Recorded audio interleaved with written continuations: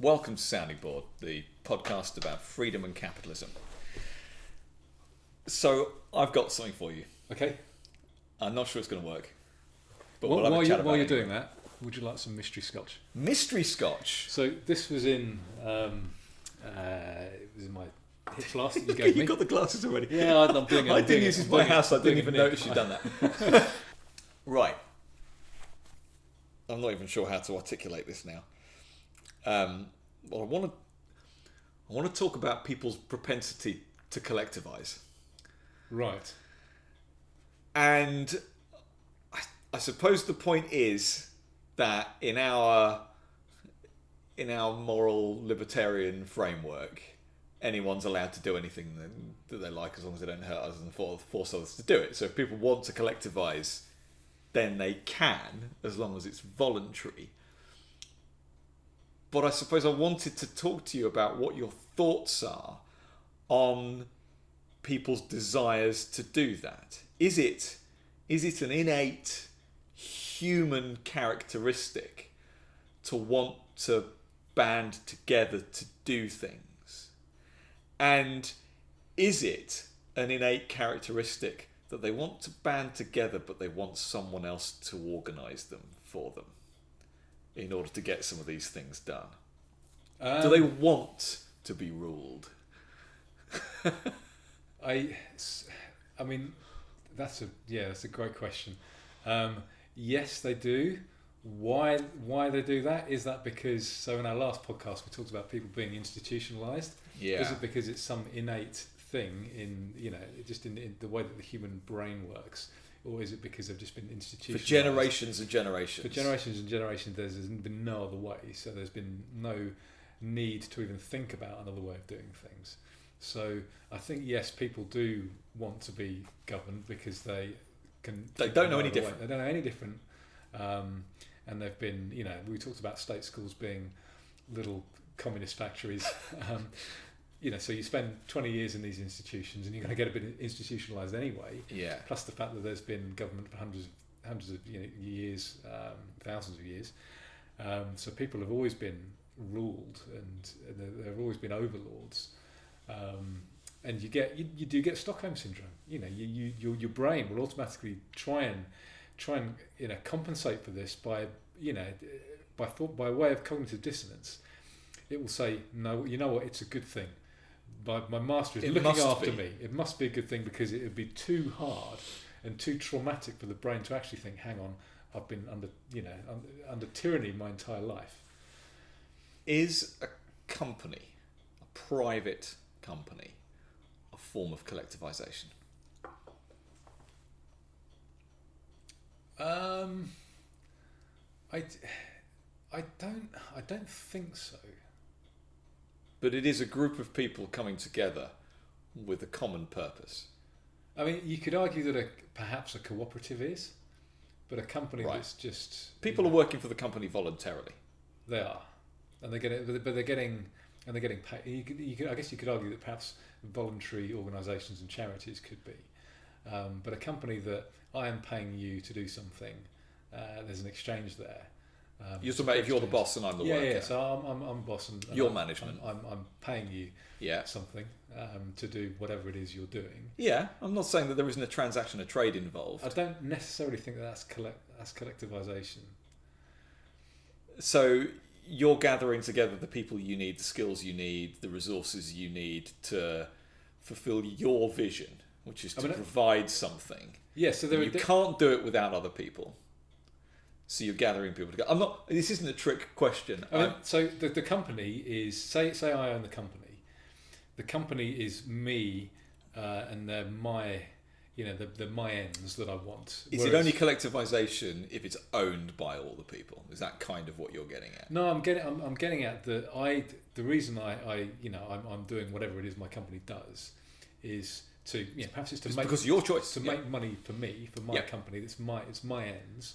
Yeah. They're different ends from the people that work for me, who, the transactions, I will pay them for their services. Well, and it's likely that you're not just doing it for the money either. You're... But I don't think it matters. No. but I'm doing this. We're getting different things from this. So I the think collective collectivisation is the same goal, I would say.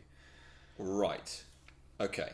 And so I mean, you collectivisation. just landed this on me. So this No, is I know. me thinking in real time about. Well, that's about what we this. did last. Well, you did with me last time. I just think it's worth exploring the ideas around what groups of people can do, and whether groups of people need leaders, and whether groups of people. There is, again, this is a term that's thrown out: the cult of the individual. Yeah, these are the things that are thrown at libertarians and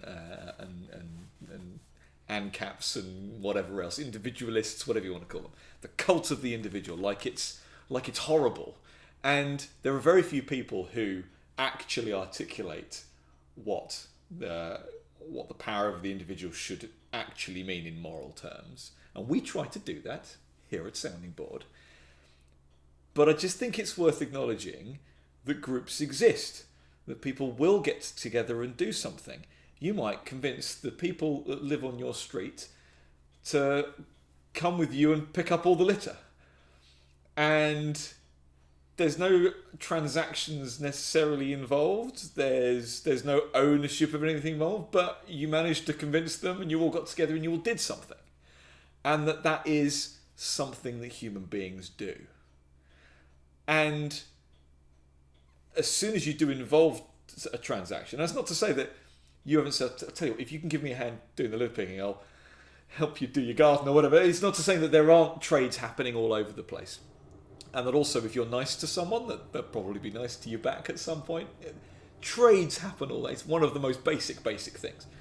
But the idea that you can get together to provide a service and there can be monetary transactions involved to pay people's wages to get them to do something, to get something done. It is the power of the group. Now, yes, an individual had the vision and the drive and was willing to take the risk, but no one ever did anything on their own. In these big organisations doing big things, the group's important. And I suppose I just wanted to acknowledge that almost. Yeah. So can you just reach over in my rucksack? Is this Mystery Scotch number 2? No, that's Highland Park. This is what you want. Viking one. Yeah. So I will talk for a moment while you grab the Scotch. So I think we should probably at some point actually define collectivism. Yeah. Because I don't think it's obvious what it is. I don't think it's whatever that whiskey was. Very easy to drink. Yeah, I think it might be Singleton of Dufftown. Yeah. So I think we probably need to describe what collectivism was. I tend to think of collectivism meaning that collective is more important than the individual. Right. And it's about doing what's best for the group. Harris Tweed, yeah. doing what's best for the group. For our audio listeners, that's on the hip flask. You've got a Harris Tweed hip flask. Of course I have. Proper Harris Tweed. Of course. Nice. So yeah, collectivism I think is all about. Thank you, sir. Cheers. Cheers again. Collectivism is all about overruling the individual and doing what's best for the group, no matter what. Often with force. Yes. So I've got nothing against people coming together and forming groups to have a soup kitchen, for example. Who would be against that? Or providing any kind of good or service to homeless people, for example. There doesn't need to be any transactions involved. Everything can be voluntary. Like you say, keeping the litter off the streets and keeping the environment healthy and fine is nobody would argue with that. So when I talk about being against collectivism, it's forced collectivism. Yes. So I need to double check whether the term collectivism actually contains force, but that's what I'm against. It's so overruling the individual. If an individual is doing something as a group voluntarily, of course I've got no. If I'm all for groups coming together to achieve things, and of course. Under capitalism, that's much more because of the transactions.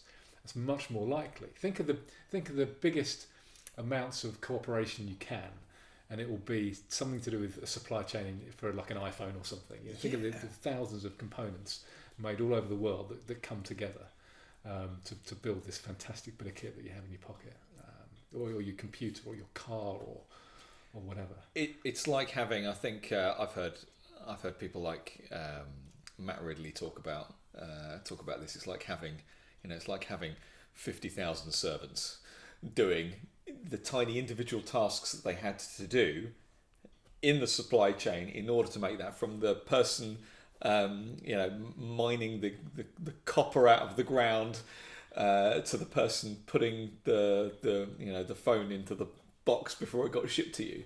And of course, it's all done in bulk, so the price is cheaper, and it's all split between everyone who buys this iPhone, and you can get one for a few £100. And if you think, like you say, you think of what's gone into that, it's amazing. The alternative to that is saying, "I big bad state." They don't necessarily consider themselves big bad, but I'm saying, I the state consider that everyone should have one of these, or that certain people, even doesn't even have to be all people. Certain people should have one of these, but I'm going to take the money off of everyone in order to sort it out. And look at this massive pile of cash I've now got in order to do this. Should be easy, but again, because the money's guaranteed and etc. etc. etc. The government would never make an iPhone. Can you imagine how bad the phones would be if the government took it over? I spent the day talking to people from a company who have more experience dealing with the public sector and business than I do. It's not something I've worked for the public sector. I've worked for kind of the Quango sector as well. Obviously worked more for private companies, but I've never been a supplier of the public sector. And in the telecoms industry, or in tech in general, there are various public sector ways of getting contracts. The public sector network, there's a health one, HSCN, to become an official cloud hosting or connectivity provider to big government and to health authorities and commissioning agencies and local councils and all this kind of stuff. And the stories today of costs versus prices of things in being sold to the public sector are astonishing. And let's be clear, this wasn't these people saying to me, "So it only costs me £1,000 and I sell it for £50,000." This was going into this realm, wanting to sell something at a reasonable profit, but seeing the incumbent large organisations that have got the current contracts sewn up, absolutely gouging them. Now, whether or not that I even agree that anyone can be price gouged, I think we could do a whole topic on just price gouging. I love that. Yeah, I'm happy to talk about that at some stage. But if we take something that costs, and in this example, about £120, right? Let's just, for argument's sake, saying with administration and everything else, this service costs £500 a month. Is it could an organisation charging £500,000 over 3 years for that? That's quite a good deal for the person doing the charging. Would you agree? Oh, absolutely.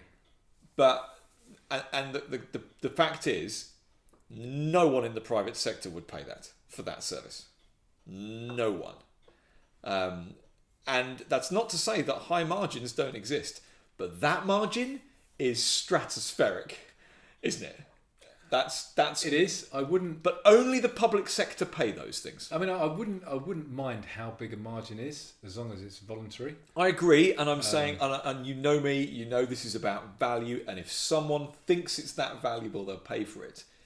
But we've talked about in the private sector, someone will undercut it. If there's such a margin, then okay, you and I will go into business and make it for not quite as much of a margin. Well, I turned around to these guys and said, "Shall we all do it for 400,000?" Big laughs. But the way that the state procures things, and the way that the state arranges for tenders and contracts and all of this, there's almost no incentive for them to go for the lower prices, or for them to investigate what they should be, or the people that work for the state are just so clueless that they think that's what it is.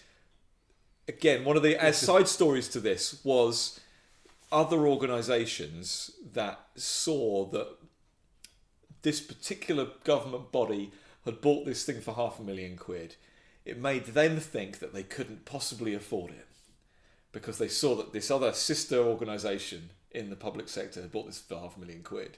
And so they didn't even bother asking this other organisation for it. Well, I know that'll be too expensive for me. What do you mean? Well, they're paying £500,000 for it. They're like, what do you do? I can do that for a fraction of the cost. Oh, no, wait a minute. How can you possibly do that? This is really expensive. No, it's not. Well, I'm not going to touch that, because that might be... They consider then the cheap product to be the snake oil, because someone else is paying a lot of money for it. And pricing is a fantastic topic to get into, but it does break down as soon as the public sector hits the private sector. Well, yeah, and as soon as you add that layer of abstraction between paying for goods and how you pay for things. So, that person who's in procurement for the government, he gets his money to pay for that regardless. Yep. And there's no real incentive for him to get a good deal, because he's going to get paid whatever it costs. He'll just get the money anyway. Yeah. There are no incentives for saving money for the government. But there's no incentive for any part of that to fail, and I think failure is so important. Do you know what phrase I hate? Failure is not an option. I hate that phrase. Did a statist come up with that phrase? Failure is a really, really important part of just everyday life, even when you take out the public and private sector. Failure is how you improve. Yeah. And the way that the way that I get teams to improve and to be high performing is, one of the things I do is I teach them how to fail. And I teach them how to fail. Do you talk about how to deal with failure? No, not just how to deal with failure, but how to fail quickly, how to get feedback on failure, and how to learn from it as quickly as possible. So if you're going to do something, you need to engineer it so that if it's going to fail quickly, it's going to fail early, and you can get the feedback on it. Yes. So there are ways of thinking, well, if this does fail, then that's great. We've learned really quickly. We've only spent a week doing it and not 6 months. Yeah. So you have to teach teams to embrace failure. And also there's this idea from that people often have, that the road to success is just this line from like starting to success. Yeah. And if you get so far and you fail, you're like back to zero again. So no. You might be fail, and then eventually you get to success, but you can't get there without having failed along the way. Yeah. I saw a meme on this the other day. It was It was very much starting point here, end point there, but the line just went back here a couple of times, and then eventually went up there again. And it was a simple visual image, but that's how you succeed. Yeah, you fail and you move on from that. You don't go back to where you were, because you've got all that learning. You know that's going to fail now, so you're not going to do it again. You're going to improve, and you probably take some positive learning out of that experience as well. Yeah. And you kind of keep moving up until you get to the point where you succeed. So it's all about learning how to fail, and and engineering it so that if you're going to fail, you're going to fail quickly. But there's no incentive for that in the public sector. The things that fail just get more money and just get bigger and more bureaucracy, and or just get canned. And there's no the point is, there's no institutional learning, is there? So one of my favourites was always the 6 billion NHS IT system. Oh yeah, that never happened. I would have loved to have a piece of that. I mean, that was a failed project. £6 billion. Now I'm assuming we're going to look back. Already HS2 has cost some ridiculous amount, but my a natural assumption is it's going to be a complete failure. That there is going to be a point in time where it doesn't work, never will, or just gets, again, aborted further down the line. After we've spent 150 billion or something. Yeah, and that will be one of those examples of failed government expenditure, if you can argue at all that any government expenditure is good. But yeah, the pricing mechanism, the way that pricing works in the market, I think is a fascinating one. But when you've got this mythical 50-50 Boris Johnson style state and public and private sector, how can you possibly put in? Again, is this just the classic Dominic Cummings? I'm sure I can make the state more efficient if only we get some people from the private sector to come and do the procurement. I mean, is that just all they think? Is that how they think they're going to get their quick wins and their low hanging fruit? Yeah, possibly. I mean, we can now we're on video. I'll have to do an episode on supply and demand and how it works, because that kind of really needs to be a visual thing where I've got like a whiteboard and I'm kind of drawing graphs and showing supply and demand curves and that kind of thing. But we should look to do that. Well, I started this conversation on just asking you in general terms about collectivism, and we've moved kind of further off that. Have you got anything else you want to say on humans acting as groups or anything like that from what we originally? No, I mean there's that theory that lefties haven't moved on from the days of hunter-gatherer, isn't there, about collectivisation, and there's only one mammoth, therefore we all need to share it. Yes. And they haven't moved that mindset on, and they haven't realised that what may work in ancient times with a small village doesn't necessarily work with 7 billion people. This is the concept of a zero-sum game. Yeah. These things don't. One, it's not a zero-sum game. Two, these things don't scale. So the concept that we learnt how to farm, or whether that's farming the land or farming animals, we learnt how to make things go further. And actually that's been proved again and again and again, even over the last 50, 60 years, isn't it? The Green Revolution, which I think that's a really interestingly named thing, the Green Revolution, because it's all about farming. It's all about growing more in a smaller amount of space. And I'm sure that the Greenies don't like that that's called the Green Revolution, because they want the Green Revolution to be, their communist utopia in order to stop us emitting carbon dioxide or whatever.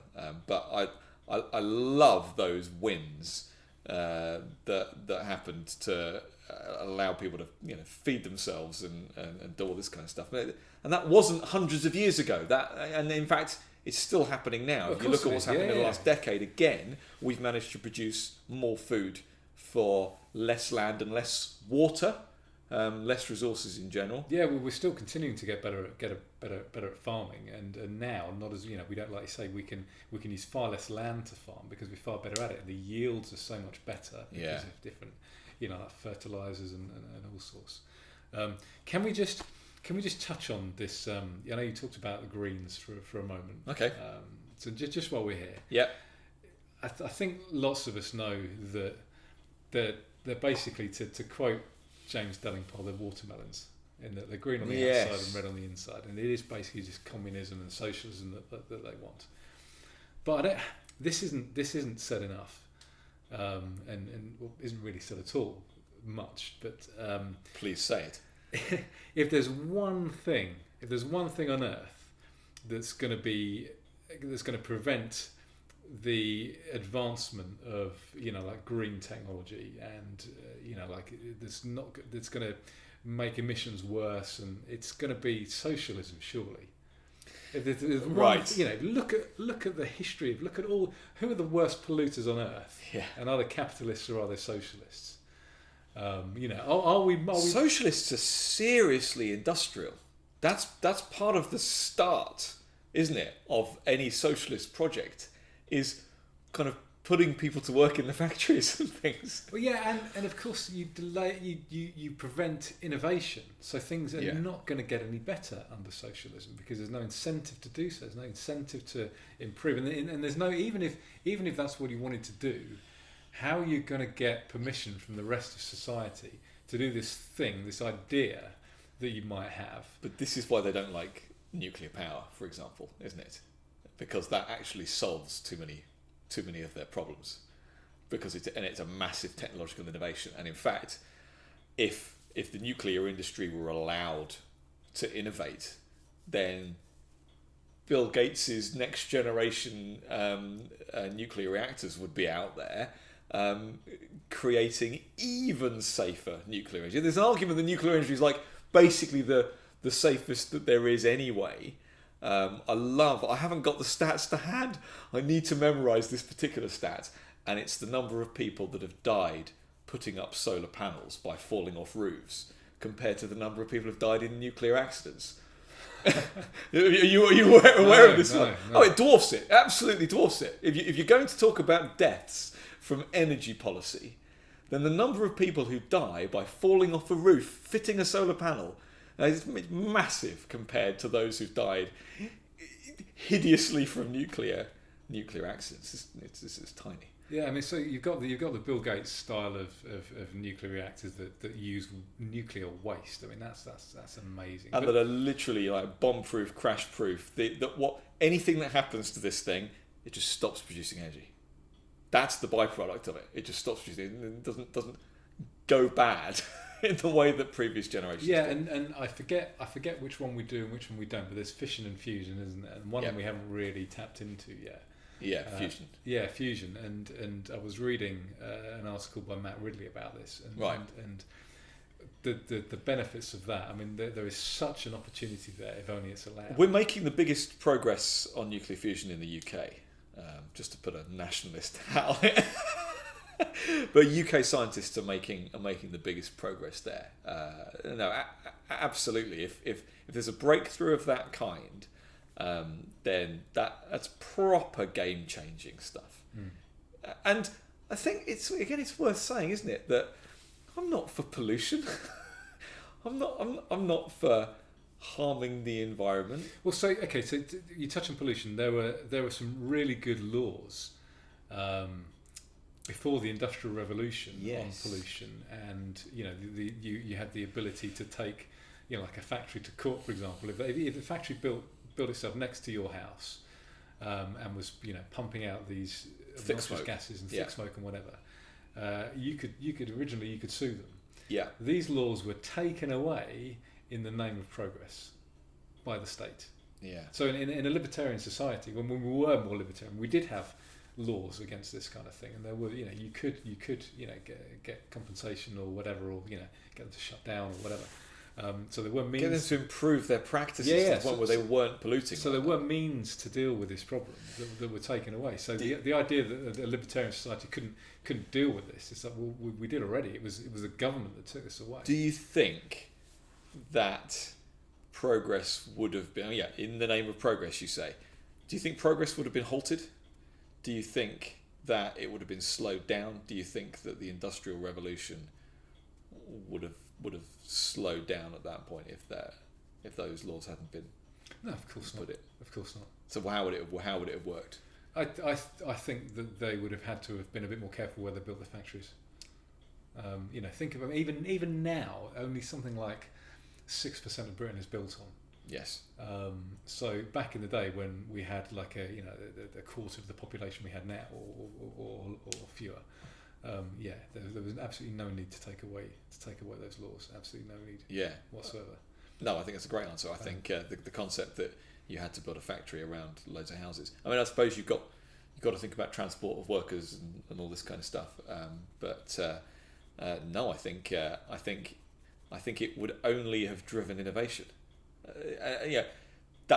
That's the good part of the law in that, working in that way, of the court system working in that way, in much the same way as everyone getting together and saying that smoking is bad and you've given me lung cancer, so therefore you should do something about it.